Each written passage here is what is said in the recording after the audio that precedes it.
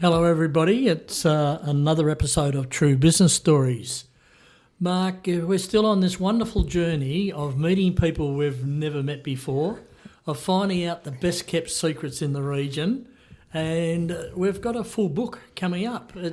I'm absolutely amazed how well this is going. And we've actually by default ended up sort of at Tourism Week with the first recording this morning with June. And here we are sitting in the City of Greater Geelong Old Council Chambers with Tracy Carter. Welcome, Tracy. Thanks for having me. Hello. And Tracy is the Executive Officer. Yeah, Executive Director. Executive Director, get the title right, for Geelong and Bellarine Tourism, a very, very important organisation in Geelong and a very dynamic organisation. So I'm looking forward to our chat, Tracy. Yeah, Mark, it's pretty exciting times coming up in this region. I guess the end of the rainbow right now is the Commonwealth Games in reality, but there's a lot of other things happening around town and the convention centre and Avalon Airport.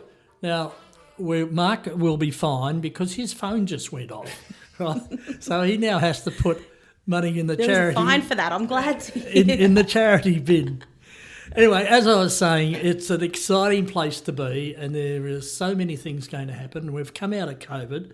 As we know, everyone's been whacked. The tourist industry in particular, the hospitality industry has suffered greatly.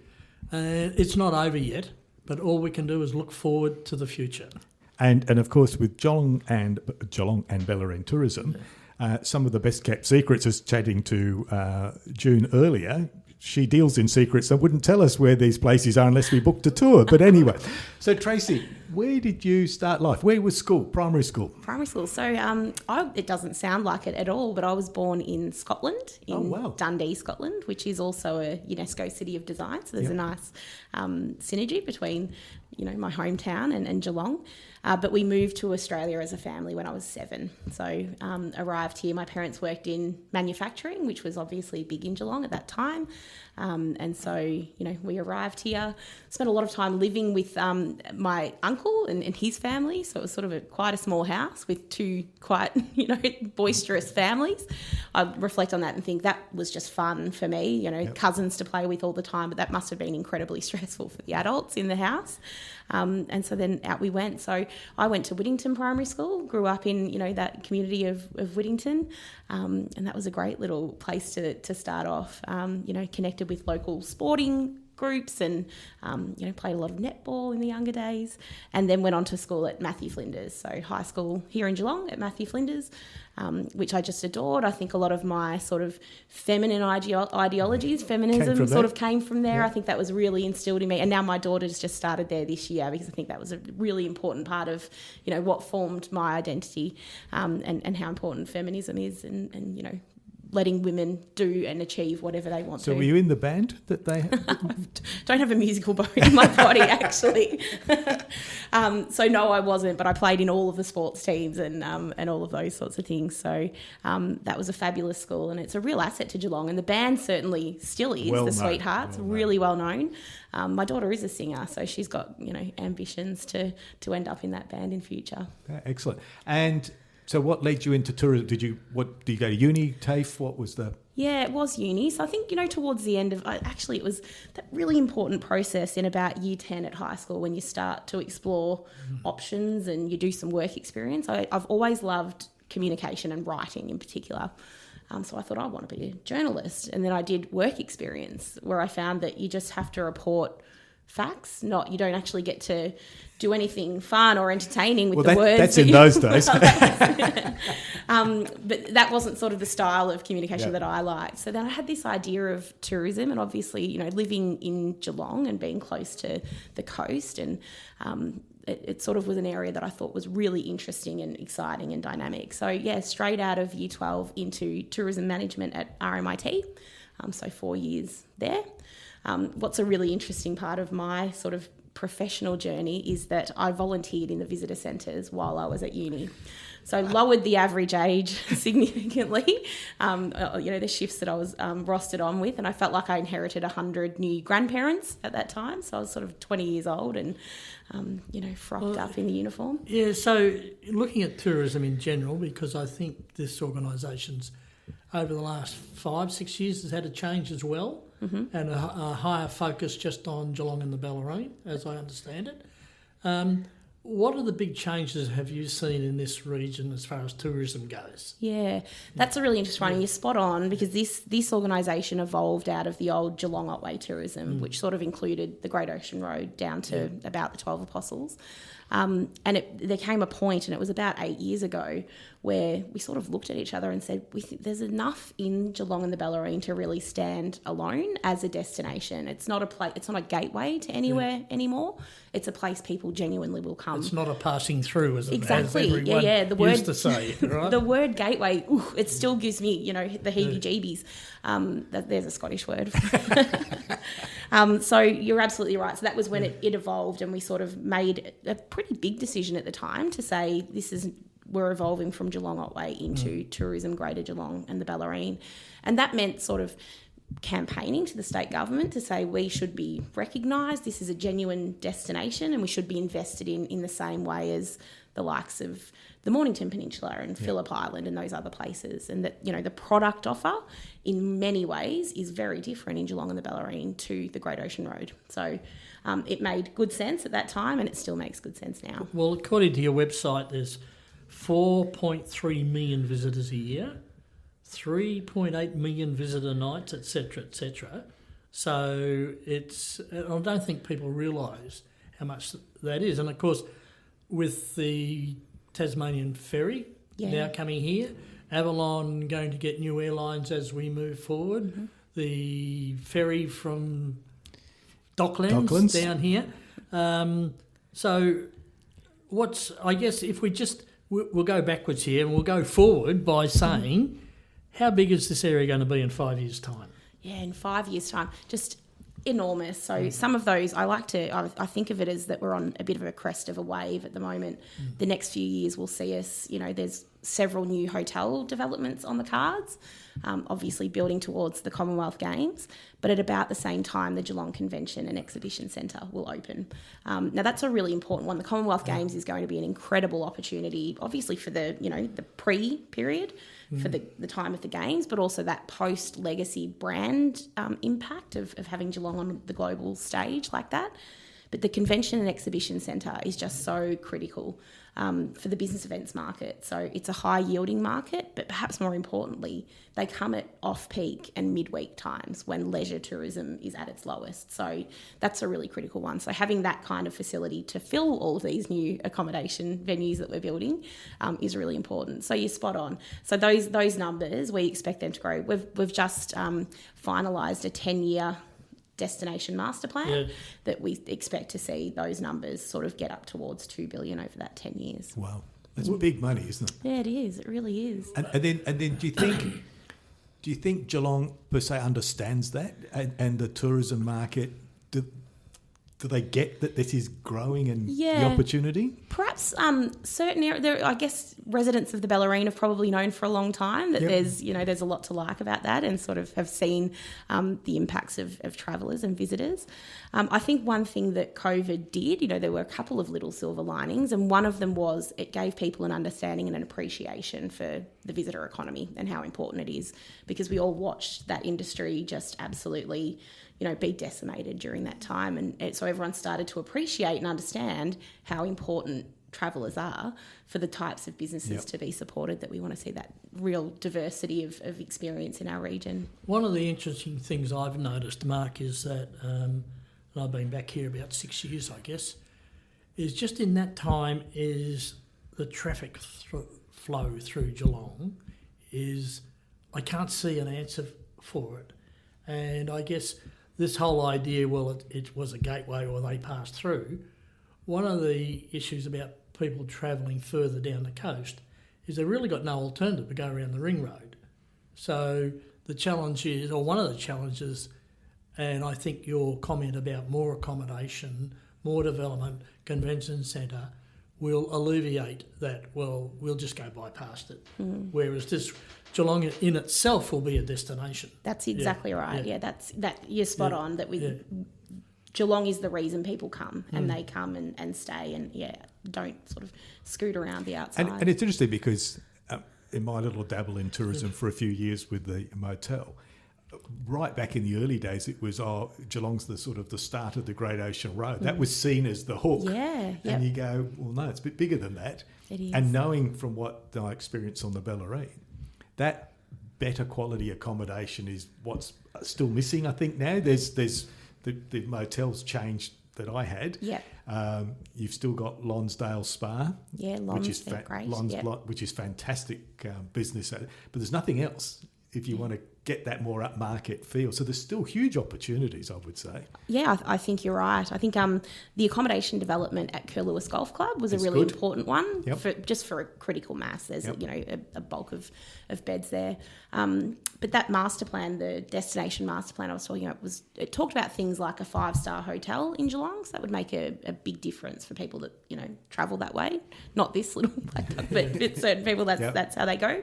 But we spoke a lot about things like experiential accommodation, where it's not just a bed or a room, but the accommodation is part of the experience. So things like, not that necessarily we're wanting farm stays, but, the kind of experience where people are saying this is actually part of the whole package, and the reason I'm coming is right here at the place that I'm staying. So there are some real opportunities. Yeah, and it's interesting because a number of the wineries have started to pop accommodation, like Curlewis Golf Club, great opportunity, great accommodation. They've got the restaurant there. That all works as an experience. Play golf, eat, fantastic. But there's a lot of the wineries are starting to dabble in it. Yeah. But it's, again, that experience is right, isn't it? It is. You not only turn up and have a wine sampling, but you can stay there, good food. And Yeah. The likes of McGlashan's and which is now Farm Dog Brewing, that, there's 4 luxury eco cabins right there, like the vines stop and the cabins start. So those sorts of, now there's only 4 of them, so it's quite exclusive, and that's part of the experience as well. So and it doesn't mean you have to go to the Barossa to experience that. Absolutely it's here. not. It's here. Well, the Barossa, wine wise, I think the Barossa has built that reputation for that particular segment. But as we were talking to June O'Brien this morning on our podcast, and she does wine tours. Yep. She was, I guess, highlighted and woke our eyes up to all the proliferation of really good wineries and vineyards in this region. And not just the big boys, but little, 20-acre plots. And one guy she told us about, the best his restaurant, he seats only 12 or 20 people. It's that unique experience. And I think there's a lot of that. Mark and I have this favourite saying that we're interviewing the best kept secrets in Geelong. Well, what we heard this morning was a lot of these wineries are the best kept secrets, and I guess they will just continue to grow. And as these bigger events in the convention centre and other big venues start to establish here, the demand to get out and see what's going on is just going to grow. It absolutely will. And people are willing to pay for those really bespoke, unique experiences. One of the markets I was talking about, business events, but incentives, and particularly international incentives out of Southeast Asia, is a market that we're really chasing at the moment. So saying I won't say money can't buy, because money absolutely can buy them, but what we're trying to frame is those sort of reward experience for sort of high-achieving executives, that we're bringing them out in groups and they're doing things that, aren't available to the general public. And, it's a high-yielding market, it's very niche, but we've got the sorts of businesses here that can deliver those types of experiences. Have you got any early signs of the effect of the Tassie Ferry now birthing in Geelong? Yeah, we're just a little over 6 months, and it had sort of been anecdotal where we could say in the very early couple of months that, the low-cost accommodation site in Geelong is at the showgrounds, and they were up 500%, like just in the first few weeks. Is this for caravans and things for like caravans, that? Yes. so that's campers. Yeah. Now then it was explained to me that that's actually peak season. So that started in October. So October, November is peak season for Tasmanian grey nomads coming home. And so that's why that was a real peak season for caravanning. But even anecdotally, we see it just around town. You can just see yesterday at the front of City Hall here, I saw a few people who looked a bit lost, and I said, and it's funny how often that happens to me as a tourism person, but, you know, are you guys okay? Can I help? And they said, oh, we're going on the ferry a bit later today. What should we do in the meantime? But so it's been a bit anecdotal, even through our visitor centres as well, but we just did some figures earlier in the week. So Tasmanian spend in Geelong since the ferry started has doubled. It's good, yeah. And again, best kept secrets. You know, it drifts into Geelong. The ferry guys are doing a great job of doing that now in Geelong and running their ads so that show that link. Yes. It's what you want them to do is when they drive off that ferry, they go left. Spend some time. And spend some time down here. That'll be real. And this is an aside, it bugs me. There's no signage when you leave Geelong telling you where the ferry is. Oh. In terms of on the... Where to turn off to go down to the ferry terminal. There's plenty coming down from Melbourne. Yeah. Nothing There's from one... Geelong. We've had some feedback. There's one, you know, that sort of... I don't know what the road's called, but it's sort of that Vietnam Vets Avenue of Honour. Yep. There's one there, but there's a bit of a trick because people think they have to turn right, but they actually have to veer left. Yeah, and so that's catching a few people out. So there needs to be some adjustments. Things to learn about. So there's been a lot of discussion about hotel rooms quantities in Geelong, and I know that's growing and getting it with new hotels on. But where do you see that reaching? Is that when's capacity, if you like? So as I said, that master plan, we're seeing, we think there's about 2,000 to about 2,500 extra rooms needed to sort of meet the way we see demand over the growing. next 5 years? Over the next, that's 10 years. 10 years, yeah. Okay. Yeah. So the Commonwealth Games is a pretty imminent deadline for some of that, but as I said, it's really, you know, the ongoing link to leisure travel and the convention centre and business events travel in general that will see them filled beyond, you know, the last awarding of a Commonwealth medal. As an organisation, I guess, and the experience that people have when they go and visit places for the first time, sure, it's the venue and it's what they're offering. A lot of it is about the way they're treated and the staff and their customer service. So as an organisation, have you got any plans to address that issue of we've got to make sure that one of our competitive advantages is superior customer service? So what are you doing there? Yeah, it's definitely always been in our strategy, but that master plan that we've just developed, and we've never probably gone as hard at workforce as we have now because everyone's challenged. No one, you know, there's not enough staff to fill all the roles. So there's definite focus on that in terms of supporting the industry to be at their best, you know, working with education institutions on meeting the needs of the industry, because you're spot on. Tourism's a people industry, and that's why most people get into the job because they love it. It's not, no one's making $1 billion in tourism, so people are in it because they enjoy the people aspect of it. So getting the right people, providing the right sort of avenues to training as well. That's absolutely in our strategies. So what what sort of things you offer your members? So you can join as a member. So, yes. So what's your levels of membership to get involved? Yeah. Look, it starts at about $80 or $90 a quarter for a small business. So there's sort of, you know, that's get involved, get a bit of profile and come along to our training sessions that we offer.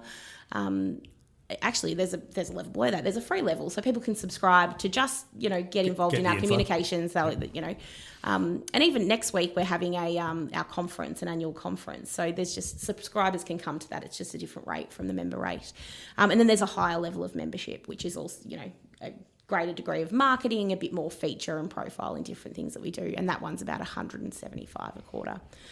So, you know, we try to keep it affordable.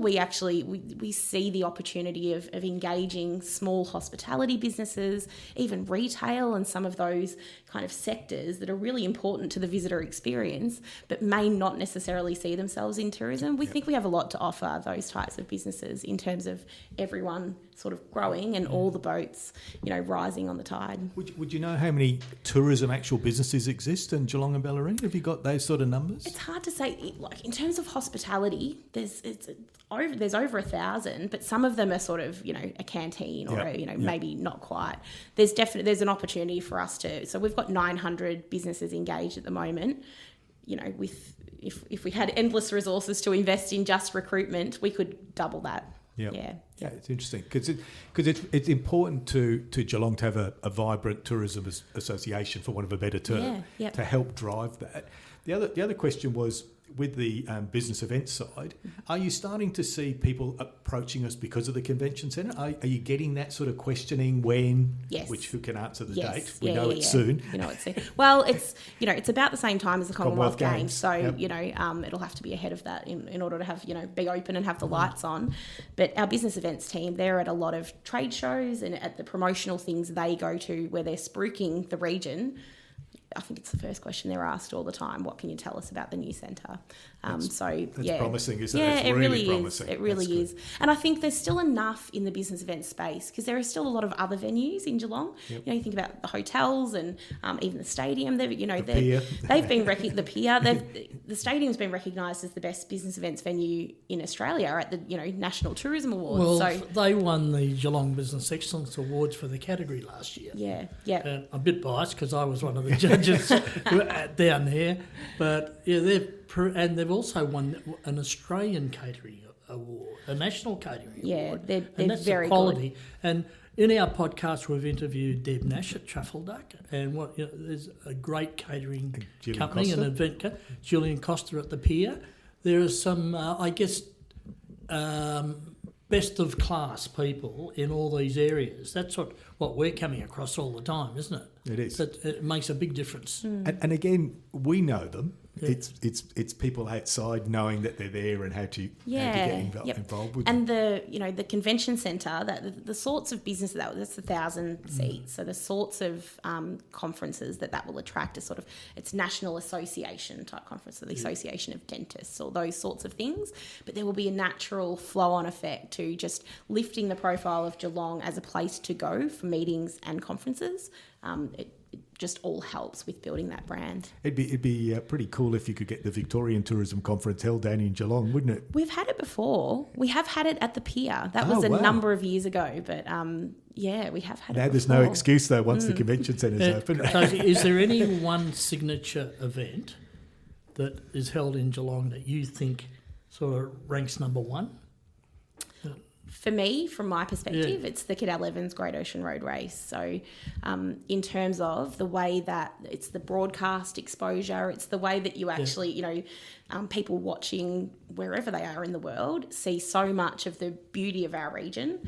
It starts and finishes in Geelong. You just, that in terms of, for tourism, for that to brand our destination, that's the... Well, it's the one event where you have competing teams from countries all over the world, isn't it? Yeah. Whereas, I think the Festival of Sales is a huge event, but that's targeted at one small segment only. Whereas I hear what you say about the Cadell Evans event. That is a worldwide event. And when you watch the cycling on SBS and they do those shots, and you look at other countries when they're Tour de France and so on, you go, wow, isn't that good? So I must admit, it is good when you watch Geelong because you sit there and go, oh, where's that angle from? What we've got to do, Mark? We've got to build some old medieval castles down off Freshwater Creek, so when the helicopter goes over, they can give... Or the hay bales spelling out words. Do we send them up the Yuyangs for the hill climb, Yeah, that's good. So Tracy, how do people get in contact with Geelong Bellarine Tourism? Yeah, so just we're tourismgeelongballarine.com.au is our corporate website. So that's a great resource for any businesses who may be connected, even businesses who aren't necessarily in tourism. They're not delivering visitor experiences, but they're servicing the industry. So we've got lawyers and accountants and insurance brokers and all sorts of things who are affiliated with us for that connection through to the industry. So that's the best place to sort of see what it's all about and sort of see how it could benefit your business. In the consumer sense, visit geelongballarine.com.au. So we've got sort of two different channels. That's where we communicate with visitors and potential visitors. So, all the beautiful photos, great video content, profiling of those 900 businesses that that are the reason we exist. that we do all that through visit geelongballarine.com.au. And Mark, for once, I'm going to put an advertisement in for us, right? So that if any of those tourism operators in this Geelong Bellarine region want to participate in a podcast and tell your story, well, please get in touch with us. Yeah, we'd love to tell stories of people. That's right. And it's, I guess, how do you find us? Same thing. We've got a website called smeadvisory.com.au. And we would love to do podcasts because Tracy's sort of introducing us now with this tourism segment. And I think that there must be a lot of stories that would really fit well. And we want to tell those stories. Yes, absolutely. So, Tracy, thank you. I love your passion. I've been looking forward to coming in here because your passion for Geelong, the Bellarine, the tourism is out of this world. It's fantastic. So I wish you all success in the new role. No, thank you very much. And thanks for it was great to chat to both of you. Thank you, Tracy.